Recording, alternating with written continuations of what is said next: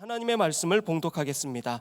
이 시간 우리에게 주신 하나님의 말씀은 열왕기상 18장 37절에서 40절까지입니다.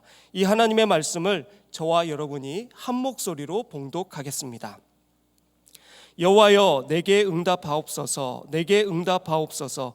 이 백성에게 주 여호와는 하나님이신 것과 주는 그들의 마음을 되돌이키심을 알게 하옵소서 하며, 이에 여호와의 불이 내려서 번제물과 나무와 돌과 흙을 태우고 또 도랑의 물을 핥은지라.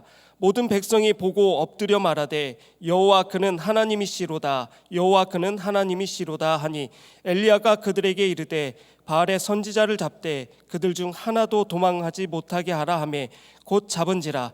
엘리야가 그들을 기손 시내로 내려다가 거기서 죽이니라. 아멘. 오늘 설교도 이때까지 해온 설교와 마찬가지로 엘리야의 하나님 세 번째 설교입니다.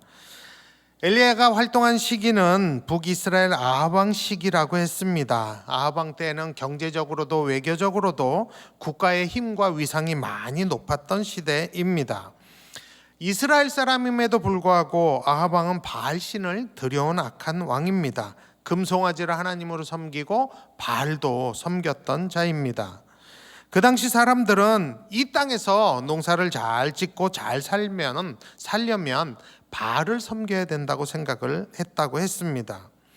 그러므로 바알은 그 땅의 토속신이면서 비와 농사를 주관하고, 사람들이 이 바알이 못이라는 죽음의 신과 싸워서 져서 죽게 되면 비가 오지 않는다 라고 생각했다고 우리가 배웠죠. 그러다가 그 부인인 아스타롯이 못을 이겨서 다시 토막난 그 바알을 찾아다가 붙여서 부활시키면 다시 비가 온다고 우리가 그렇게 배웠습니다. 그렇게 비를 주관하는 바알을 섬기던 아합 왕에게 하나님은 엘리야 선지자를 보내셨습니다. 그리고 열왕기상 17장 1절에 의하면 내 말이 없으면 수년 동안 비도 이슬도 있지 아니하리라 라고 하셨습니다. 그리고 나서 하나님은 엘리야를 이리저리 숨기셨습니다. 언제까지 숨기셨냐 하면 열왕기상 18장 1절에 보면 많은 날이 지나고 제3년에 여호와의 말씀이 엘리야에게 임하여 이르시되 너는 가서 아합에게 보이라, 내가 비를 지면에 내리리라 하셨습니다. 그러니까 3년. 엘리야가 아합 왕에게 내 말이 없으면, 내가 말하지 않으면 비와 이슬이 오지 않을 거다, 수년 동안 오지 않을 거다 했는데 3년 동안 비 한 방울, 이슬 한 방울도 내리지 않은 것입니다. 그렇다면 여러분 생각해 보세요. 그 3년 동안 아합 왕이 무엇을 했을까요?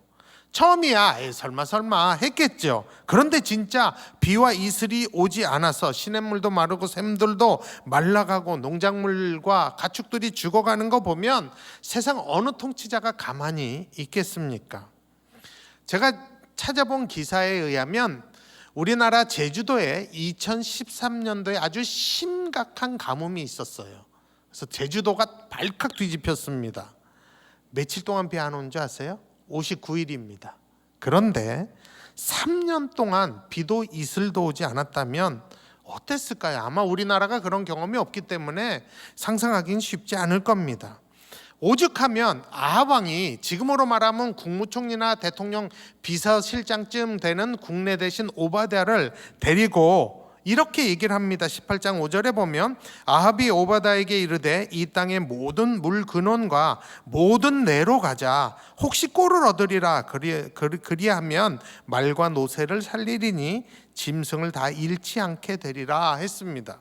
그리고 6절에 보면 두 사람이 두루 다닐 땅을 나누어 아합은 홀로 이 길로 가고 오바댜는 홀로 저 길로 가니라. 그러니까 왕과 국무총리가 각각 흩어져서 사람들 데려가서 물을 찾는 거예요. 그 지경까지 간 겁니다. 엄청난 가뭄이죠. 또 아합 왕이 물을 얻고 비를 내리게 하기 위해서 또 뭘 했을 것 같습니까? 당연히 자기가 섬기는 비의 신인 바알에게 간절히 기도했을 것입니다. 대규모의 기우제를 드릴 뿐만 아니라 바알 선지자들과 제사장들에게 간곡히 부탁했을 거예요. 또 아내인 그 이세벨 왕비에게도 당신 신이 바알이 비 오게 한다며, 당신 뭐하냐, 이 사태 어떻게 보냐, 어떻게든 비 오게든 어떻게 해보라고 했을 겁니다. 그러면 그 왕과 왕비의 부탁을 받은 바알을 섬겼던 제사장들이 가만히 있었겠습니까? 정성껏 기우제를 제사를 드렸겠죠. 가끔 드리지 않았을 거예요. 제 상상에는 나중에는 아마 매일 드렸을 가능성이 있습니다. 그렇게 3년이 지나간 것입니다. 아무리 비가 내리게 한다고 믿었던 그 바알에게 제사를 드려도 3년 동안 비도 오지 않으니 이슬도 내리지 않으니 결국 왕과 국무총리가 물 찾아 다니게 된 겁니다. 여러분, 또한 아합 왕이 비 내리게 하기 위해서 또 뭐 했을까요? 다시 비 내리게 하기 위해서는 처음으로 돌아가야 돼요. 아합 왕에게 엘리야가 한 말이 있습니다. 17장 1절에 내 말이 없으면 수년 동안 비도 이슬도 내리지 아니하리라. 이 말하고 엘리야가 사라졌잖아요. 그러니까 이 아합 왕이 비가 다시 오게 하기 위해서는 그 말을 한 엘리야를 어떻게든지 잡아와서 고문을 해서라도 다시 비 오도록 만들어야 했을 것입니다. 그래서 아합 왕은 자기가 동원할 수 있는 모든 사람들과 정보력을 총동원해서 엘리야를 찾았을 거예요. 그 증인이 누구냐면 바로 오늘 등장하는 오바댜입니다. 왕의 측근이죠. 국무총리죠. 열왕기상 18장 10절에 보면 오바댜가 이런 얘기를 합니다. 내 주, 즉 아합 왕을 뜻해요.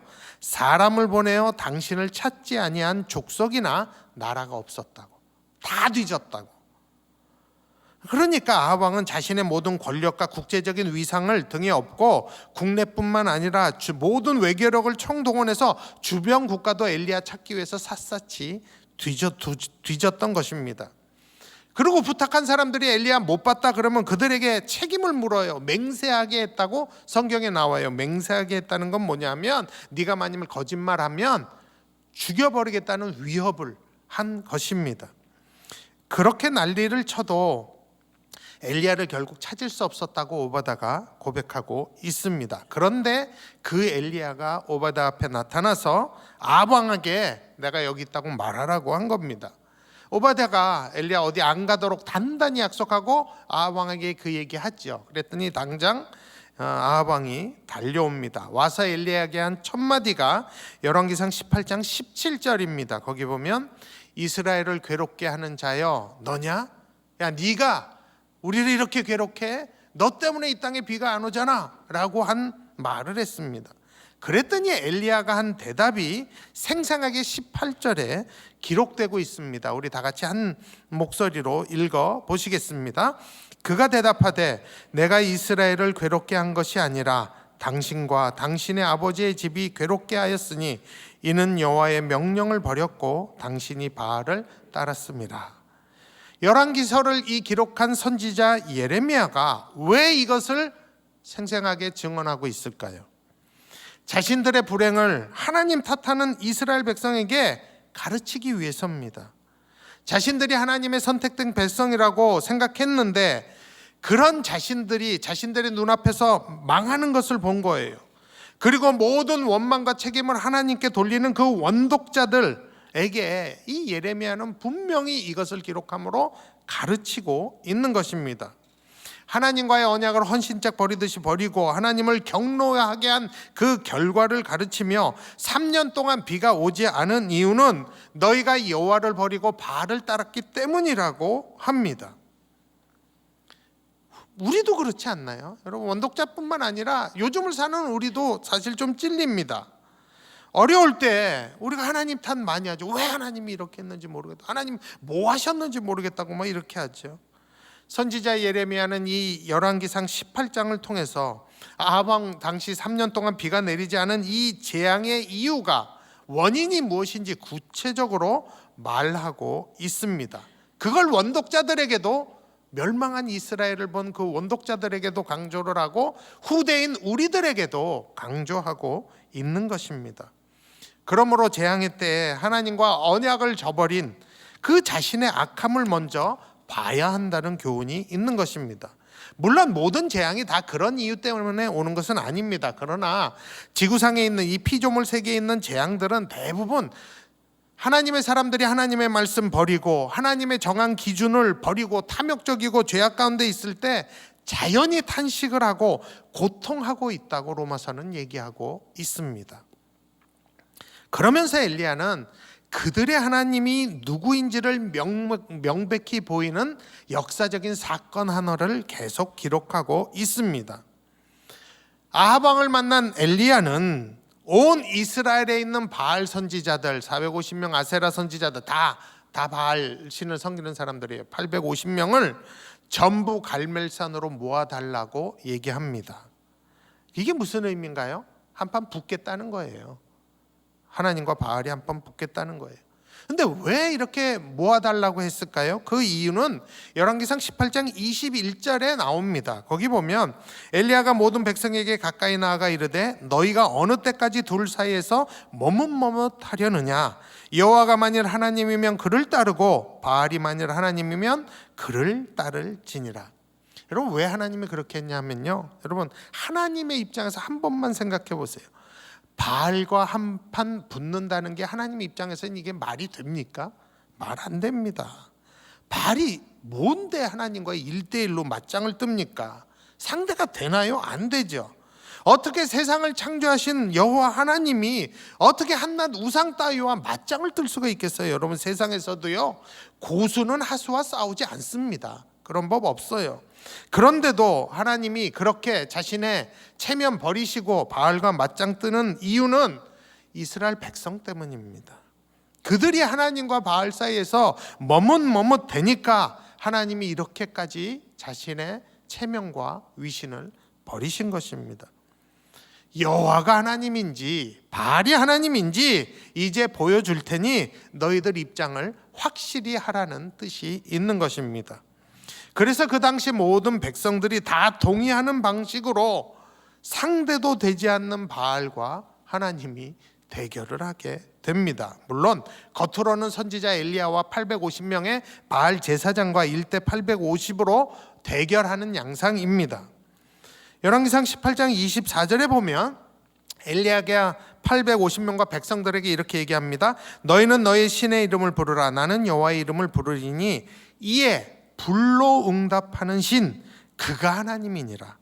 그때 백성이 다 대답하되 그 말이 옳도다 하니라. 여러분 그 당시 모든 사람들에게는 불로 응답, 불 내리는 신이 하나님이라는 공통된 생각이 있었습니다. 그래서 모든 이스라엘 백성들이 다 동의한 거예요. 그 말이 옳도다.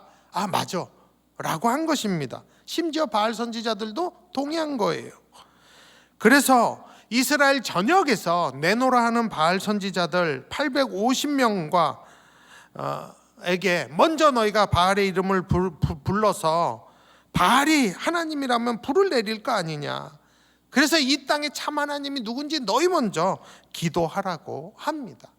그래서 그들이 아침부터 정오 때까지 정말 바알이여 우리에게 응답하소서 불을 내리소서라고 큰 소리를 내면서 간구하죠. 응답 없는 것 같으니까 자해하면서 몸에 피를 흘려가며 정말 최고의 정성과 목숨을 바쳐서 바알에게 간구하며 예배한 것입니다. 결과가 어땠는가? 선지자 예레미야는 그 결과를 2번이나 반복해서 백성들에게 기록하고 있어요. 먼저 열왕기상 18장 26절에 보면 아무 소리도 없고 아무 응답하는 자도 없었다고. 또 18장 29절에도 보면 아무 소리도 없고 응답하는 자나 돌보는 자가 아무도 없더라. 이게 결과입니다. 여호와 하나님 앞에서 어떤 신들도 소리조차 낼 수도 없고 어떠한 행동도 할 수 없었던 것입니다. 하박국 2장 20절에 보면 온 땅은 그 앞에서 하나님 앞에서 잠잠할지니라 합니다. 여러분 생각해 보세요. 바알 그 제사장들이 처음부터 안 될 것 같으면 그들이 왜 동의를 했을까요? 그들은 믿은 거예요. 진짜로 우리 바알이 우리 신이 하나님으로 불 내린다는 확신이 있었던 거예요. 그래서 덤빈 겁니다. 그런데 거기에 여호와께서 계신 거예요. 그러니까 여호와 앞에서 바알이 한마디도 어떠한 것도 할 수 없었던 것입니다. 그때 엘리야가 12지파를 상징하는 12돌을 취에다가 제단을 만들고 그 위에 나무 깔고 송아지를 각을 떠서 올려놓고 또 통 넷에 물을 가득 담아갖고 3번씩 12통 또랑에 물이 가득하도록 모든 걸 다 적셔 놓습니다. 그리고 저녁 소재 드릴 때 하나님께 하는 기도가 오늘 본문에 36절 37절에 나옵니다. 엘리야가 이렇게 기도하죠. 아브라함과 이삭과 이스라엘의 하나님 여호와여, 주께서 이스라엘 중에서 하나님이신 것과 내가 주의 종인 것과 내가 주의 말씀대로 이 모든 일을 행하는 것을 오늘 알게 하옵소서. 여호와여, 내게 응답하옵소서. 내게 응답하옵소서. 이 백성에게 주 여호와는 하나님이신 것과 주는 그들의 마음을 되돌이키심을 알게 하옵소서. 하나님이 누구신지 이 백성들에게 보여달라고 간구한 거예요. 그랬더니 어떤 일이 일어나요? 38절에 바로 이에, 하루 종일 기도할 필요도 없었어요. 이에 여호와의 불이 내려서 번제물과 나무와 돌과 흙을 태우고 또 도랑에 물을 핥은지라. 여러분, 왜 이렇게 묘사했냐면 그 자리에 있는 어떤 사람도 변명하거나 의심할 수 없도록 확실하게 불이 내려서 모든 것을 다 살려버림으로 진짜 하나님이 누구이신지를 보여준 것을 기록한 것입니다. 진짜 하나님은 바알이 아니라 여호와이심을 불을 내리는 이 표적을 통해서 친히 백성들 앞에, 아합 왕 앞에서 보여주신 것입니다. 그때 이스라엘 백성들이 보인 반응이 39절에 나오죠. 모든 백성이 보고 엎드려 말하되 여호와 그는 하나님이시로다. 여호와 그는 하나님이시로다. 여러분, 오래전부터 이스라엘 백성에게 여호와가 하나님이신 것 분명히 밝히셨어요. 친히 그들과 언약도 맺었음에도 불구하고 이스라엘은 여호와 하나님을 버렸습니다. 그냥 바알이 나 잘 살게 해준다는 그 말에 솔깃해갖고 넘어가갖고 바알을 하나님으로 섬겼어요. 그런 패역하고 악한 이스라엘 백성을 오래 참으셨죠. 하나님이 오래 참으시고 보다 못한 하나님이 당신의 체면과 위엄을 꺾고 바알과 맞붙는 그 자리까지 가신 겁니다. 그리고 그 백성들과 850명의 바알 선지자들과 아합 왕의 눈앞에서 여호와가 하나님이신지 바알이 하나님인지 명백하게 아무도 의심하지 못하게 보여주신 것입니다. 이 역사적인 사건을 예레미야는 적어 기록함으로 망해버린 조국을 본 이스라엘 백성들에게 이 재앙의 원인이 무엇이며 여전히 참 하나님이 누구이신지를 증거하고 있는 것입니다. 그리고 그들이 회복해야 될 고백이 무엇인지 가르치고 있는 것이에요. 그 고백이 바로 그거예요. 여호와 그는 하나님이시로다. 재앙 가운데 있어도 여호와 그가 바로 내 하나님이 되신다는 이 고백을 너희가 해야 된다는 거예요. 그것만이 이스라엘의 유일한 소망이 된다는 것입니다. 엘리야의 하나님은 극심한 재앙의 자리에서도 여호와로서 하나님이 되셨습니다. 그리고 그 여호와가 천지를 창조하시고 우리의 생사 화복을 주관하십니다. 아무리 이 땅에서 그렇게 살면 안 된다고 해도 우리에게는 여호와가 우리 하나님이십니다. 아무리 세상에서는 소망이 없고 물 한 방울 없이 갈증이 나는 메마른 그런 상황이어도 우리는 여호와가 하나님이십니다. 하나님께서는 이스라엘 백성들이 바알과 여호와 앞에서 머뭇거리는 것을 아주 안타까워 하셨습니다. 그리고 이제 그들에게 여호와가 하나님이라면 그를 따르라고 하십니다. 오늘 우리가 엘리야가 외친 열왕기상 18장 21절을 기억해야 합니다. 엘리야가 모든 백성에게 가까이 나아가 이르되 너희가 어느 때까지 둘 사이에서 머뭇머뭇하려느냐. 여호와가 만일 하나님이면 그를 따르고 바알이 만일 하나님이면 그를 따를지니라. 여러분, 엘리야가 이 얘기했을 때 백성들의 반응 아세요? 바로 뒤에 나와요. 백성이 말 한마디도 대답하지 아니하니라. 한마디도 대답 못했어요. 그러나 하늘에서 불이 내려서 재물을 태운 걸 보고 나서 비로소 그들이 한 대답이 뭐예요? 여호와 그는 하나님이시로다. 열왕기상 18장을 계속 읽어보면 그 다음에 주체할 수 없는 비가 다시 3년 만에 내린 것을 알 수 있습니다. 그것을 통해 이 땅에 비를 주관하시고 모든 것을 주관하는 분이 바알이 아니라 여호와라는 것을 보여주셨습니다. 오늘 하나님께서도 저는 이 설교를 준비하면서 듣고 싶은 고백이 있다는 생각을 했습니다. 이스라엘 백성이 했던 그 고백, 하나님이 오늘 우리 통해서 듣고 싶어 하신다고 확신했습니다. 우리 한번 따라해 보죠. 여호와 그는 하나님이시로다. 다시 한번요. 여호와 그는 하나님이시로다. 여러분, 여호와가 내 하나님이면 우리 어떻게 살아야 됩니까? 세상과 하나님 사이에서 머뭇대면 안 됩니다. 설령 세상에선 아무리 너 그렇게 살면 행복할 수 없고 부자도 될 수 없고 뭐 출세도 못하고 아무리 그렇게 얘기해도 우리 머뭇대면 안 됩니다. 여호와가 하나님이시라면 우린 그를 따라야 합니다. 그를 따른다는 건 그분의 말씀을 따른다는 겁니다. 그분의 말씀이 내 삶의 기준이 되어야 합니다. 그러면 결국 비 옵니다.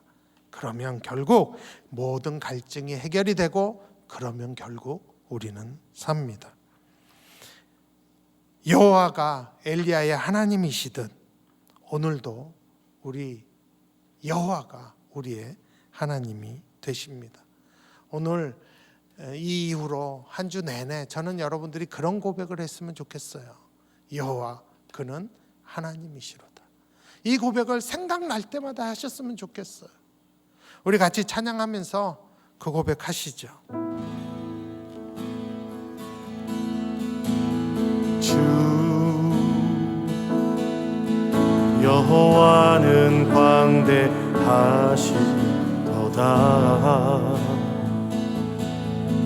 그 거룩한 하나님 성에서 찬양할지어다.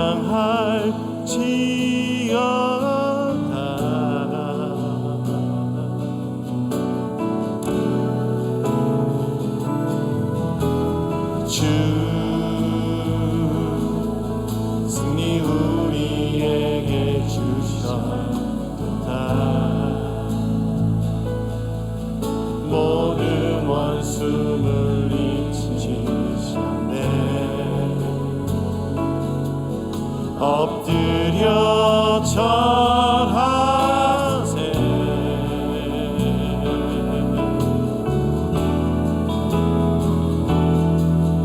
다 주의 크신 이름 높이며 우리에게 하신 위대한 일 감사하세. 오 주의 신실하신 그 사랑 온 땅과 하늘 위에 계셔 홀로 영원하신 이름.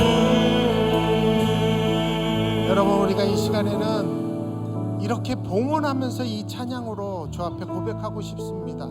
우리 전부 다 일어나셔서 이 찬양 다시 하실 때 그냥 노래를 하지 마시고 나의 신앙 고백으로 하시기 바랍니다.